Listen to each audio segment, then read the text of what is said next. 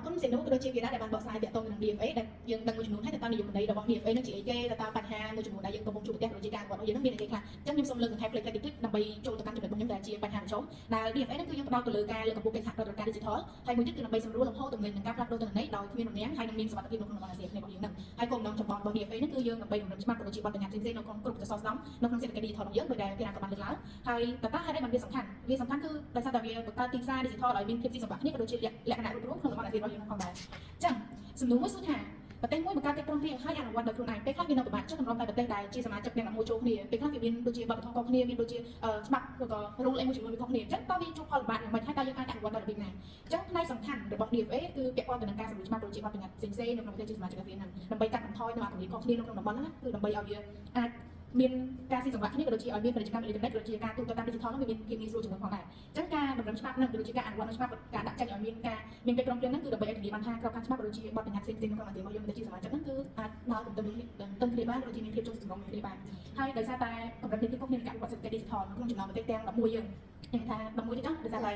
ែទីមកលេសទើបចូលក្នុងសមាជិកយើងហ្នឹងហើយអញ្ចឹងការអនុវត្ត DFA ហ្នឹងគឺតម្រូវឲ្យមានការផ្ដល់ជំនួយជាជំនួយបច្ចេកទេសក៏ដូចជាកិច្ចខិតខំប្រឹងប្រែងចំនួនដើម្បីកសាងសមត្ថភាពរបស់ប្រទេសដែលជាសមាជិកហ្នឹងឲ្យគាត់អាចប្រព្រឹត្តបានដោយពេញលេញហើយក៏ដូចជាទទួលបានឱកាសស្មើគ្នានៅក្នុងកិច្ចព្រមព្រៀងមួយហ្នឹងអញ្ចឹងមានសំណួរចាស់សួរមួយទៀតថាតើក្នុងចំណោមប្រទេសទាំង11ហ្នឹងប្រទេសខ្លះជាប្រទេសដែលកំពុងអនុវត្តខ្លះក៏ក្រីក្រចឹងទៅហើយប្រទេសខ្លះក៏ខ្វះខាតនូវហ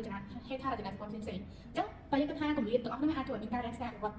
កិច្ចព្រមព្រៀងយ៉ាងដូចនេះវាប្រកបណាស់ភាពខុសគ្នានៃបច្ចេកវិទ្យានិងការអនុវត្តក្នុងចំណោមរដ្ឋដែលជាសមាជិកអាស៊ានហ្នឹងវាបង្ហាញពីបញ្ហាប្រឈមជាច្រើនដែលខ្ញុំលើកឡើងទៅទៀតនេះដែលសម្រាប់សមាហរណកម្មសេដ្ឋកិច្ច Digital ហ្នឹងវាអាចប៉ះពាល់ដែរឥឡូវយើងឧទាហរណ៍ក្នុងប្រទេសសិង្ហបុរីមួយចុង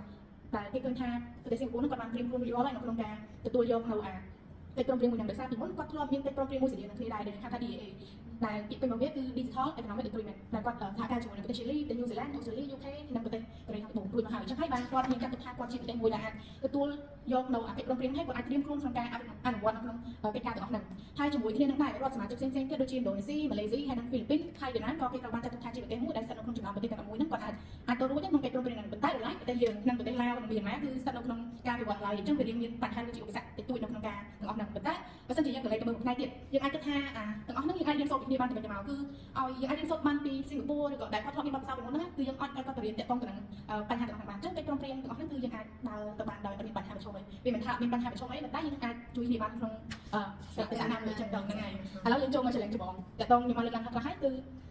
digital divide មានន័យថាគម្លាតនៃកិច្ចអភិវឌ្ឍន៍នឹងមានថាប្រទេសខ្លះគាត់ក្រីក្រប្រទេសខ្លះគាត់អភិវឌ្ឍហើយចឹងអញ្ចឹងដូចខ្ញុំបានលើកឡើងប្រទេសសិង្ហបុរីគឺគាត់អាចឈានទៅមុខបានដោយឡែកនៅប្រទេសខ្ញុំបានលើកឡើងគឺគាត់អាចទៅមុខរួចយ៉ាងហ្នឹងជាបញ្ហាប្រឈមទី1ហើយទី2នោះគឺយើងនិយាយតាក់ទងទៅនឹងច្បាប់ដែលយើងដឹងហើយប្រទេសក្នុងប្រទេសនីមួយៗគាត់មានច្បាប់រៀងៗខ្លួនទម្រាំតែប្រទេសទាំងមួយជុំនេះគឺច្បាប់ខុសគ្នាទាំងអស់អញ្ចឹងយើងអាចគិតថាដើម្បីឲ្យទាំងអស់ហ្នឹងវាមានភាពងាយស្រួលអញ្ចឹងយើងអាចបង្កើតបានជា standard មួយឲ្យប្រទេសទាំងអស់ហ្នឹងគាត់អាចមានច្បាប់តែមួយនៅក្នុងអាស៊ានហ្នឹងដើម្បីឲ្យការអនុវត្តពាណិជ្ជកម្មទៅជាសេដ្ឋកិច្ចមួយចំនួនអាចស្របគ្នាទៅបានដោយមិនចាំបាច់ឆ្លងកាត់ច្បាប់ដែលប្រទេសនីមួយៗដែលគាត់បានមានតែអញ្ចឹងទៅមួយទៀតយើងតាក់ទងទៅនឹង privacy ក៏ដូចជា cyber threat ដូចដែលយើងដឹងហើយបើសិនជាយើងឈានជើងទៅដល់ក្នុងកិច្ចព្រមព្រៀងមួយដែលដើរបានបែប digital យើងប្រកាសថាវា risk វាមានហានិភ័យក្នុងការទទួលបានគេ hack ឬក៏ទទួលបានអាចគេថា open privacy របស់យើងទៅឲ្យគេដឹងអញ្ចឹងទៅតាក់ទងនឹង cyber ដែរនឹងគាត់បានលើកឡើងហើយអញ្ចឹងចំណុចទី2គឺយើងនិយាយតាក់ទងនឹង skill ហើយនឹង infrastructure ដែលចំណុចអស់ហ្នឹងគឺយើងមានន័យថានៅពេលដែលយើងអនុវត្តនៅកិច្ចព្រមព្រៀងមួយនេះគឺមិនមានន័យថាយើងប្រើត្រឹមតែពេលយើងមាន Wi-Fi មានអីចឹងហើយអាចប្រើបានហើយវានៅមានយើងត្រូវបង្កើតអីមួយដែលយើងថាជា brand power ឬក៏អាហ្នឹងអាចដែលថាវាជាតំបន់មួយដែល stock ទុកនៅព័ត៌មានទាំងអស់ហ្នឹងដើម្បីជាការដូចអនុវត្តអាហ្នឹងឲ្យមានភាពងាយស្រួលក៏ដូចជាទុកនៅព័ត៌មានទាំងអស់ហ្នឹងនៅជុំគ្នាចឹងទៅអញ្ចឹងមិនប្រកាសថានៅក្នុងប្រទេសទាំងអស់ហ្នឹងគឺសិតតែមានអាហ្នឹងឯងអញ្ចឹងប្រទេសជាច្រើនអាចខ្វះខាតទាំងអស់ហ្នឹងអញ្ចឹងហើយបានគេដូចជាខ្វះខាតអ្នកសរសេរកូដខ្វះអ្នកធ្វើ data analysis ហ្នឹងហើយដូចជាមួយទៀតតាក់ទងទៅនឹង hardware យើងនិយាយទៅតាម data center មានតាមមជ្ឈមណ្ឌលទិន្នន័យអញ្ចឹងគឺយើងនៅខ្វះខាតឡើយយើងហើយដូចជា 5G tower អាប្រកូល 5G ហ្នឹងគឺយើងអត់ទាន់មានទេអញ្ចឹងអាហ្នឹងហើយដាក់ទាំងអស់ចំណុចទាំងអស់ហ្នឹងហើយគឺគេប្រើប្រាស់នៅក្នុងឲ្យ digital ហ្នឹងវាអាចដើរដំណើរការទៅបានប៉ុន្តែយើងអត់ទាន់មានឡើយហ្នឹងជាបញ្ហាប្រឈមរបស់យើងឥឡូវចាប់ពីបញ្ហាប្រឈមយើងមកមើលពីអាកាសតើយើងមានឱកាសអីខ្លះក្នុងការដែលយើងអភិវឌ្ឍនៅកិច្ចព្រមព្រៀងមួយហ្នឹងអញ្ចឹងទី1ហ្នឹងគឺយើងនិយាយតាក់ទងទៅនឹង economic explosion មានន័យថាគេបង្កើតនៅកិច្ចព្រមព្រៀងហ្នឹងឡើងគេបានកំណត់ទុកហើយក៏គេអាចត្រៀមបានទុកបានថ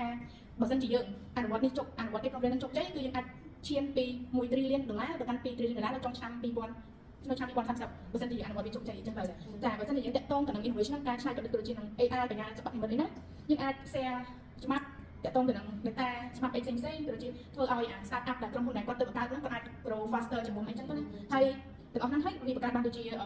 standard មួយដូចខ្ញុំលើកឡើងខាងមុនចឹងដើម្បីឲ្យមាន standard រួមមួយនៅក្នុងបណ្ដាអាស៊ានឲ្យគេទទួលស្គាល់ថានៅក្នុងអាស៊ានរបស់យើងនោះគឺមិនដើរតាម AI យើងក៏ដើរតាមសម័យនៅក្នុងសម័យបច្ចេកវិទ្យាផងដែរអូខេហើយមួយទៀតតាក់ទងទៅនឹង small business ដូចជាខ្ញុំគាត់បានលើកឡើងហើយមិនត្រឹមតែជួយឲ្យប្រទេសក្នុងបណ្ដាអាស៊ានយើងហ្នឹងគឺដើរបានដែរប៉ុន្តែក៏យើងឲ្យ small business ក្នុងប្រទេសសហគ្រាសធុនតូចគាត់អាចឈានជើងដើរឬក៏អាចឲ្យសេដ្ឋកិច្ចរបស់គាត់ជួយនៅក្នុងប្រទេសរបស់យើងផងដែរចា៎ឥឡូវយើងចូលមកកាន់ future outlook ឬក៏និយាយថាការមើលឃើញនៅក្នុងអនាគតតើយើងមើលឃើញបែបនេះវិញចំពោះកិច្ចព្រមព្រៀងមួយហ្នឹងទីមួយគឺយើងនិយាយពីការទូទាត់ឲ្យរលូនយើងសាកសម័យនោះថានៅក្នុងប្រទេសរបស់យើងដូចជាប្រទេសរបស់អាស៊ានទាំងបាត់របស់យើងទាំងមួយហ្នឹងគឺយើងមានអីជាបែបមួយតបខ្លួនដែលមិនចាំបាច់ចំណាយលុយឬក៏ដូរលុយឬក៏អាចអស់ថ្លៃ exchange rate ផ្សេងៗអញ្ចឹងវាងាយស្រួលសម្រាប់ប្រទេសដែលជាសមាជិករបស់យើងនឹងយើងឧទាហរណ៍ថាយើងទៅលេងប្រទេសឥណ្ឌូនេស៊ីចង់យើង scan QR មួយដែលយើងអត់អស់លុយយើងគ្រាន់តែមានកុំ ABA មិន ABA ជាមិនថាបងបាក់យើងហ្នឹងហ្នឹងចឹងគឺយើងវាចំណាយអីច្រើននេះហើយចំណុចបន្តនោះគឺយើងនិយាយពី paperless trade ដូចជានៅក៏បានលើកឡើងថាកាត់បន្ថយនៅกระดาษស្នាមផ្សេងៗដែលយើងធ្វើឡើងដូចជាអញ្ចឹងអាហ្នឹងក៏វាអាចកាត់បន្ថយកាក់បានដែរដោយសារតែអីគេយើងធ្វើលិខិតស្នាមមិនលិខិតស្នាមទេតាក់ទងដូចហ្នឹងយើង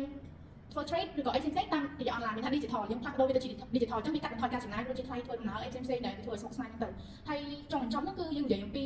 digital community អញ្ចឹងនៅក្នុងឆ្នាំ2045អាស៊ានរបស់យើងហ្នឹងគឺមានគោលបំណងធ្វើឲ្យក្នុងតំបន់របស់យើងហ្នឹងខ្លះទៅជាទីផ្សាររួមមួយគឺយើងហៅថា single digital market ដែលធ្វើឲ្យក្នុងតំបន់របស់យើងហ្នឹងមានភាពប្រកួតប្រជែងក៏ដូចជាអាចឈានមុខគេនៅក្នុងពិភពលោកយើងផងដែរចា៎ហើយបើយើងចំណុចចុងក្រោយរបស់ខ្ញុំគឺយើងនិយាយទៅនឹង policy recommendation ដែលជាអនុសាសន៍នយោបាយអនុសាសន៍អីផ្សេងៗអញ្ចឹងទៅតែយើងត្រូវធ្វើម៉េចមួយទី1គឺការសម្របសម្រួលតែត្រូវធ្វើសម្របសម្រួលម៉េចមានន័យថាឲ្យប្រទេសទាំងអស់ហ្នឹងគាត់ឡើងជាមួយនឹង law ដែល digital signature ហ្នឹងនៅក្នុងប្រទេសតែមួយហ្នឹងវាអាច valid នៅក្នុងប្រទេសទាំង10ទាំង11ហ្នឹងចុះគ្នាអញ្ចឹងទៅហើយបើយើងនិយាយទៅ investment មានន័យថាឲ្យ government ហ្នឹងគាត់ផ្ដល់ជាការបទូបន្ថយពន្ធក៏ដូចជាការលើកទឹកចិត្តដើម្បីឲ្យក្នុងប្រទេសជាសមាជិកហ្នឹងគាត់អាច build អីជា 5G tower ហ្នឹងដើម្បីឲ្យវាមានភាពងាយស្រួលក្នុងការធ្វើសេដ្ឋកិច្ចហ្នឹងដើម្បីវាអាចyes ហ្នឹងហើយបន្តទៀតគឺនិយាយពី education មានន័យថាបង្កើតដូចជាសិក្ខាសាលាឬក៏អីមួយដែលតាក់ទងទៅនឹងអក្សរកម្ម digital ហ្នឹងថាយើងបង្រៀនពួកគាត់នៅក្នុងតាមសាលាឬក៏អីផ្សេងៗឲ្យគាត់យល់ដឹងអំពីថាតើ digital វាមានសារៈសំខាន់បែបម៉េចតើទាំងអស់ហ្នឹងវាអាចជួយក្នុងសេដ្ឋកិច្ចយើងបែបម៉េចចឹងហើយអាចទាំងអស់ហ្នឹងគឺវាសំខាន់ដើម្បីឲ្យពួកគាត់អាចយល់ដឹងពីតាក់ទងទៅនឹងប្រព័ន្ធបច្ចេកវិទ្យាទីចុងបញ្ចប់ហ្នឹងគឺ cyber trust មានថាគាត់បង្កើតក្នុង regional cyber shield ដែល country ទាំងអស់គាត់អាច share information បាននៅពេលដែលមានប្រទេសណាមួយត្រូវបាន hack ឧទាហរណ៍ថាឥឡូវដូចបែបនៅម៉ាឡេស៊ីត្រូវបាន hack ចុះអញ្ចឹងនៅពេលដែលមានការ hack ណាមួយអញ្ចឹងព័ត៌មានទាំងអស់ហ្នឹងគឺវាបញ្ជូនទៅក្នុងគ្រប់សមាជិកទាំងអស់អញ្ចឹងវាអាចដឹងឲ្យប្រទេសផ្សេងៗអាចត្រៀមខ្លួនទុកមុនបានហ្នឹងហៅថាជា cyber shield មានថាឲ្យគាត់ត្រៀមខ្លួនដឹងតើតើគាត់ត្រូវធ្វើបែបម៉េចឬក៏អនុវត្តបែបម៉េចនៅពេលដែលមានការ hack ចូលមកដល់ចាអញ្ចឹងចំណុចរបស់យើងគឺចប់ត្រឹមហ្នឹងហើយខ្ញុំគិតថាឥឡូវនេះយើងដល់ពេលសំណួរចម្លើយទៀតទៅថាយើងមានអីជាកិច្ចពិភាក្សាគ្នា